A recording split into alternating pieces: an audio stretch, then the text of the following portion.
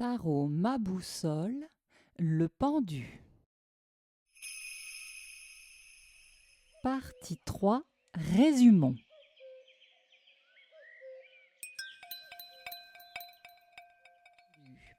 Archétype du retournement. Le pendu évoque ces moments d'arrêt. Dans cet immobilisme apparent s'effectue le travail, il est intérieur, il est cosmique. C'est une étape cruciale, parfois douloureuse, dans laquelle nous inversons nos points de vue, nos croyances, on abandonne nos habitudes, au risque de nous perdre. Dans notre boussole, nous nous sentons, quand c'est mal vécu, on se sent coincé, victime, bloqué. Et en même temps, nous apprenons que l'œuvre se fait malgré nos volontés. Charge à nous de poser la bonne intention et de laisser l'univers œuvrer. À ce niveau, nous nous ressourçons.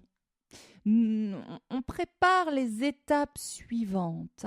C'est une phase de remise en question importante dans notre boussole, cette étape du pendu, remise en question. Nous sommes invités à développer les qualités de confiance et d'abandon, ce fameux lâcher-prise, une forme de renoncement, de sacrifice et de capacité à se soumettre à ces sacrifices qui sont parfois nécessaires. Le renoncement, l'oubli de soi permettra une transformation profonde et un relâchement de l'ego. Une illustration parfaite de l'adage qui nous dit « tout ce qui est en haut est comme ce qui est en bas ». Hermès Trismégiste, on est complètement dans cette énergie avec le pendu. Voilà.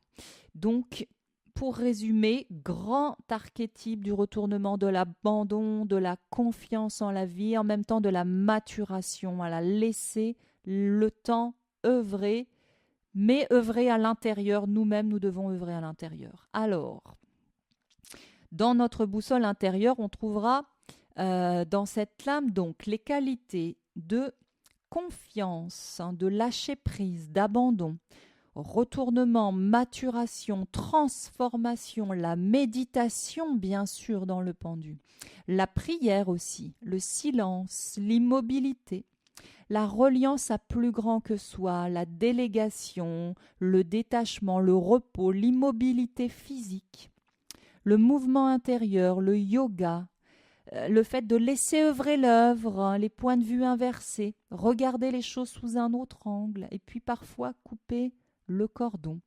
Voilà, toutes ces qualités sont dans cette étape-là de notre boussole. Alors dans nos personnages intérieurs, dans nos facettes, nos sous-personnalités, ici on va avoir tout ce qui en nous est prêt à changer. On a vraiment cette facette, ce personnage intérieur, celui qui accepte, celui qui suit le flux de la vie, celui qui est cool en nous. On a vraiment cette part-là qui vit en nous. Celui qui est capable de voir une situation sous un autre angle, de faire de l'humour pour dédramatiser, tout en ne suivant pas la majorité pour autant, mais sachant se remettre en question s'il le faut. À l'intérieur de nous, on a vraiment cette facette-là, cette facette qui est capable de voir les choses autrement, avec un petit trait d'humour là, et puis qui ne va pas forcément se conformer à la norme pour autant, voilà, mais qui est cool, qui accepte les choses. Voilà. Tout cet aspect positif, souple, c'est vraiment notre souplesse intérieure. Alors, à l'inverse, on trouvera dans cette lame de notre boussole des difficultés, donc liées à l'inaction, au blocage, à la perte des moyens d'action, au sacrifice, à l'enchaînement aux pensées, à notre position de victime, aux liens sclérosants, à l'impuissance d'une manière globale, et donc aussi au refoulement et à la peur de l'abandon. Donc là, c'est vraiment dans notre boussole les souffrances liées à cette lame-là.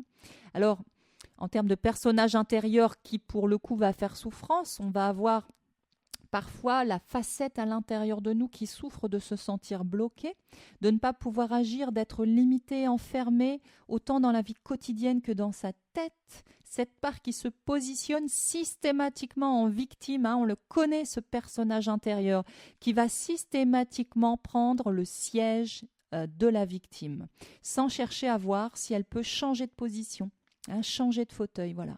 Donc là, c'est un petit peu ce saboteur intérieur qui va nous mettre directement en position de victime, là où il n'y a pas forcément nécessité. Mais bon, pour autant, ça vit quand même en nous, donc on accepte, on accueille cette part de nous qui souffre de se sentir bloqué, qui se sent victime de la vie, victime des autres, voilà, des méchants qui viennent lui faire du mal. Voilà. Alors, dans un tirage, le pendu évoque. Alors, en termes, on va dire un petit peu divinatoires, il évoque une période d'adversité, un emprisonnement, une situation qui nous bloque, qui nous empêche d'agir et donc nous oblige à réfléchir pour comprendre, parce qu'il y a toujours un enseignement.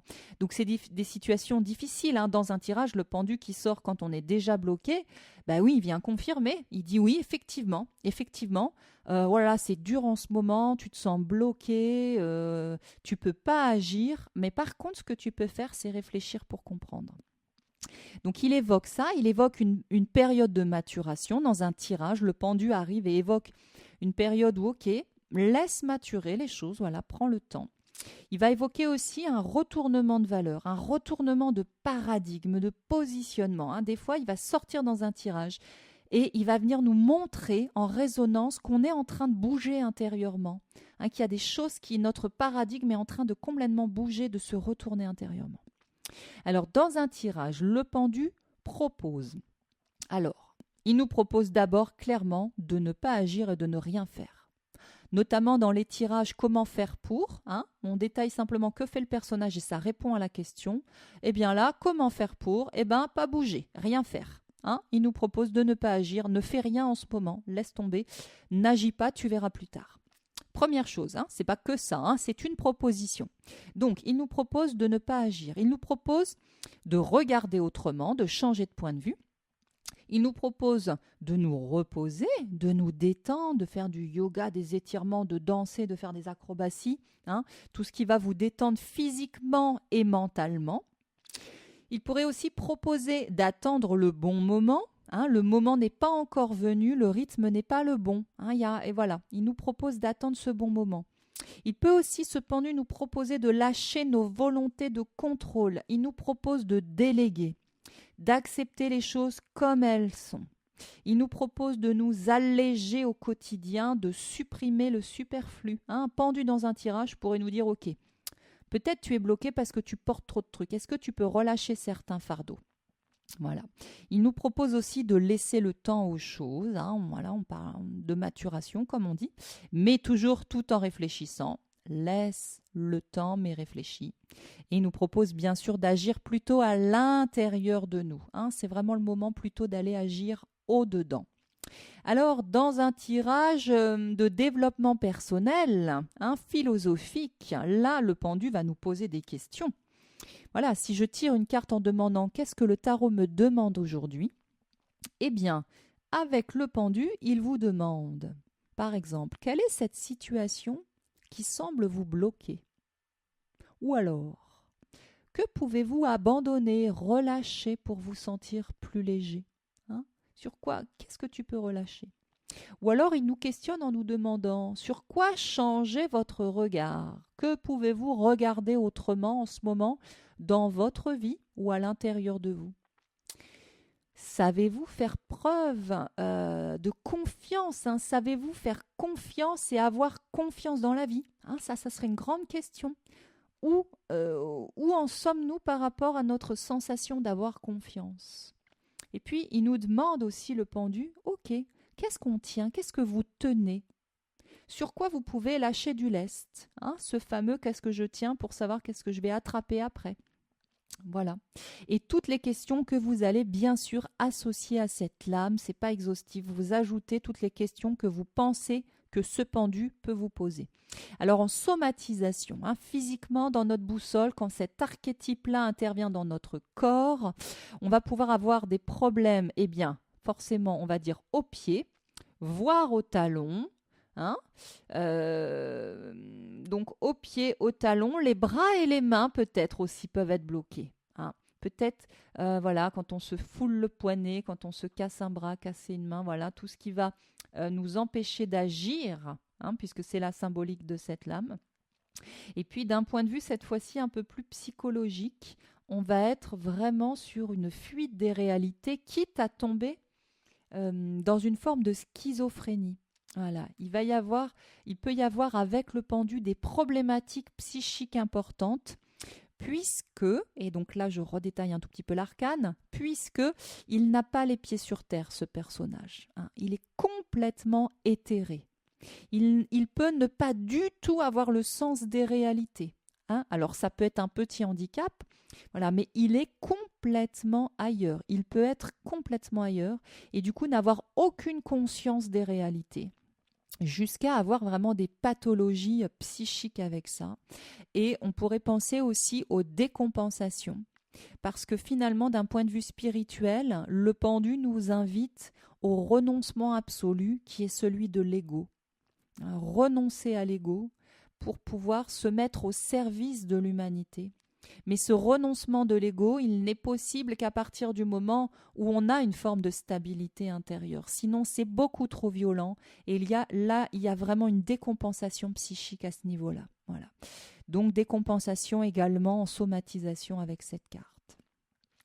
Voilà, et pour finir, eh bien, comment l'activer, comment activer son énergie pour qu'elle vienne nous soutenir au quotidien?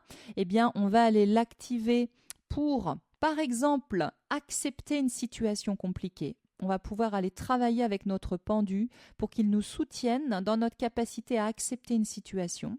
A priori, s'il faut l'accepter, c'est qu'elle est difficile. Donc, voilà, accepter une situation qui pourrait être difficile. Ou alors, on pourrait venir activer ce pendu pour venir nourrir notre spiritualité non violente, cette confiance intérieure. Hein.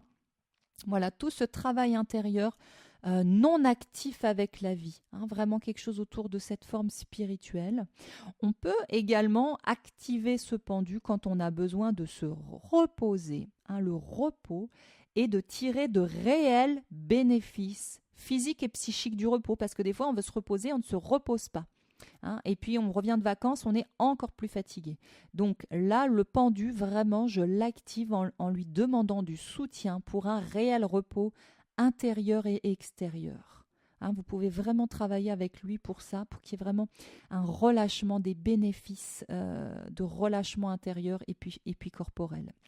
Et puis aussi, alors bon, là c'est un petit peu plus délicat, mais à ce niveau-là, on peut comprendre, on peut tout à fait venir activer le pendu pour sortir d'une position de victime et pour regarder les choses autrement. S'il y a des situations dans lesquelles on se sent victime, on va vraiment aller venir travailler avec ce pendu pour reprendre notre pouvoir, bien qu'on ne puisse pas agir. Hein, avec ce pendu, on ne peut pas, mais quand même sortir de notre positionnement de victime face à une situation ou face à la vie, si c'est quelque chose qui est fortement ancré en nous.